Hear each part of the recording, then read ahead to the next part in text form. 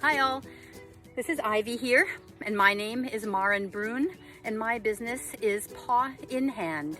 My absolute favorite thing is to spend time in the great outdoors with my dog alongside. Having the right walking equipment can make all the difference in enjoying time out together with your dog on a walk.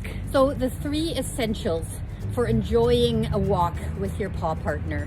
You want a well-fitted, secure, comfortable harness.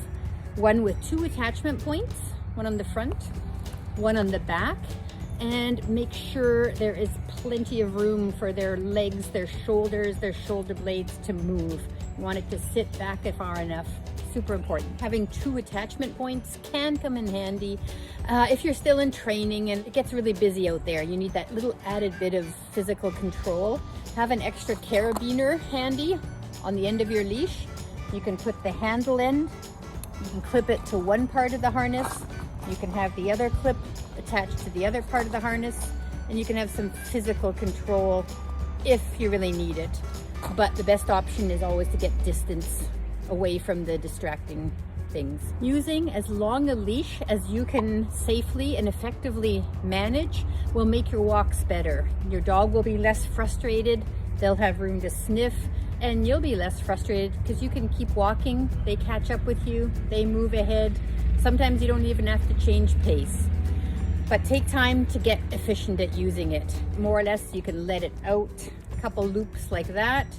You can gather it in, and you always have that one hand there for control, that hand there to signal and reward your dog. And you want a length that you are good at managing, and the weight of the leash appropriate to your dog's weight as well. And the treat pouch, poop bags, some really good high value treats, because there's a lot of things to compete with your attention out there when you're walking, and there's even room for a ball and stuff in there. If you are really struggling with pulling, I really recommend that you invest in a good front clip harness.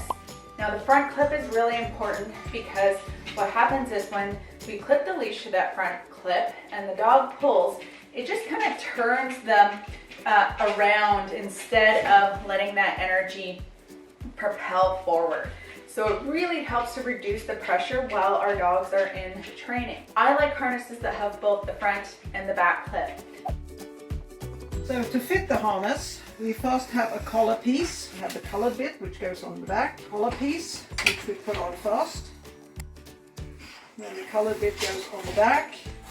This piece that goes between the front legs needs to be long enough that the straps on either side do not sit up in the armpits. As you can see, I've got more than 2 fingers here between the armpit and the strap. Okay, it should be comfortably snug, like your wristwatch, in order that it doesn't slide around, because that would be uncomfortable for the dog. When the dog's head is up, the top piece will be loose, it becomes a handle, and the piece that goes between the front legs lies snug to the dog's chest.